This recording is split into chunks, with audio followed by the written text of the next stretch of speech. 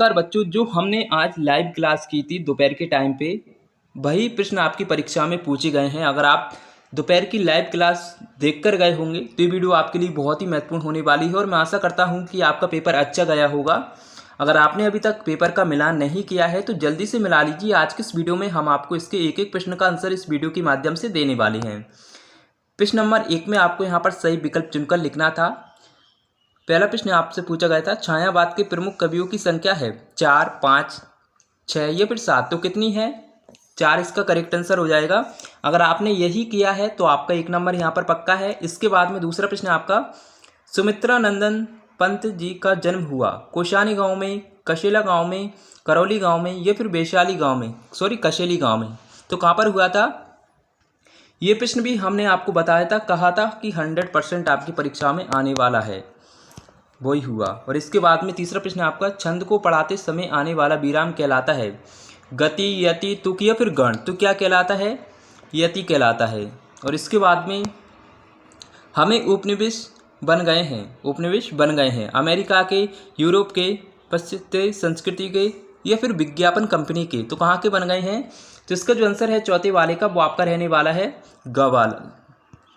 इसके बाद में श्याम भी जाएगा मैं भी है क्रिया, निपात, विशेषण या फिर संज्ञा, तो क्या है?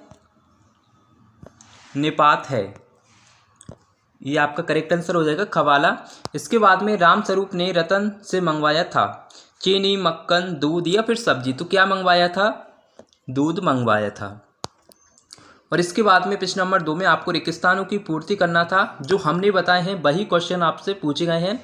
कैदी और कोकिला दोनों ही देश की वासी हैं, तो गुलाम या फिर आज़ाद, तो कैसे देश के वासी हैं?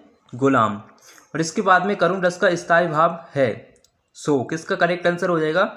छिद्रित, अटारी, गहराई, दामिनी, दमकी में डैश अलंकार है अनुप्रास या फिर रूपक, तो कौन सा अलंकार है? रूपक अलंकार है। इसके बाद में सलीम अली डैश के नाम से भी जाने जाते हैं पशु प्रेमी या फिर बर्ड वाचर, तो इसका जो आंसर है वो आपका वर्ड वाचर होने वाला है। और इसके बाद में 5वां प्रश्न आपसे पूछा गया है, वे शब्द जो शब्द बनाते समय आरंभ में लगते हैं कहलाते हैं प्रत्यय या फिर उपसर्ग, तो क्या कहलाते हैं? उपसर्ग कहलाते हैं। इसके बाद में उर्दू में तालीम शब्द का अर्थ होता है शिक्षा या फिर अशिक्षा, तो क्या होता है? शिक्षा होता है।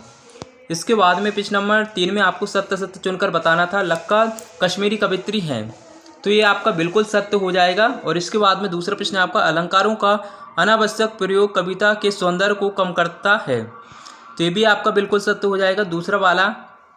और इसके बाद में तिब्बत में जाति पाति छुआछूत और पर्दा प्रथा थी, तो तीसरा आपका जो है ये आपका असत्य होने वाला है। इसके बाद में गद्य साहित्य के रूप काव्य कहलाए, तो चौथा आपका जो है ये भी आपका सत्य हो जाएगा।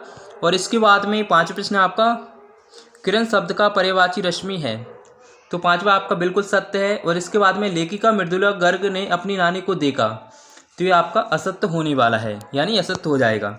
इसके बाद में प्रश्न नंबर 4 में आपको सही जोड़ी का मिलान करके लिखना था। तो पहला है आपका, पहले का आपका जो आंसर है वो आपका होने वाला है, पहले का आपका जो आंसर है वो अमृत होई, ये आपका करेक्ट आंसर हो जाएगा णा वाला। और इसके बाद में वाक्य रसात्मक काव्य, ये भी हमने आपको बताया था, तो इसका जो आंसर है दूसरे का वो आपका चवाला होने वाला है आचार्य विश्वनाथ। और इसके बाद में प्रेमचंद के फटे जूते, तीसरे का आपका जो करेक्ट आंसर है वो आपका होने वाला है घवाला, ये आपका करेक्ट आंसर हो जाएगा हरिशंकर परसाई। और चौथे प्रश्न का आपका जो आंसर है वो आपका कवाला होने वाला है, 3 फलों का समूह। और इसके बाद में 5 प्रश्न आपका सोटा लोटा डिबिया, ये भी क्वेश्चन हमने आपको बताया था, ये आपका देशज शब्द होने वाला है। इसके बाद में 6वां प्रश्न आपका, इस जल प्रलय में, तो इसका जो आंसर होने वाला है 6वें का वो आपका गवाला रहने वाला है फणीश्वर नाथ रेणु। और प्रश्न नंबर 5 में आपको जो है एक शब्द एक वाक्य में उत्तर लिखना था। गांव में शहरी मेहमान की तरह सज धज कर कौन आया, तो कौन आया था? बादल आए थे, बादल इसका सही उत्तर हो जाएगा। इसके बाद में विस्तृत कलेश्वर वाले काव्य को क्या कहते हैं? प्रबंध काव्य कहते हैं। और तीसरा प्रश्न है आपका, महादेवी वर्मा की शिक्षा दीक्षा कहाँ पर हुई थी? इलाहाबाद में हुई थी। इसके बाद में विलोम शब्द का क्या अर्थ होता है? तो विलोम शब्द का जो अर्थ होता है वो उल्टा होता है, इसके बाद में प्रश्न नंबर 5 और प्रश्न नंबर 6, ये क्वेश्चन भी हमने आपको बताए थे। इनका आंसर आपको हमें कमेंट करके बताना है, जिससे ये पता चलेगा कि आपने कितने नंबर का सही किया है। और बच्चों, आपको वीडियो कैसी लगी आप हमें कमेंट करके अवश्य बताएं। मिलती हैं एक और ऐसी इंटरेस्टिंग वीडियो के साथ। Thanks for watching. धन्यवाद।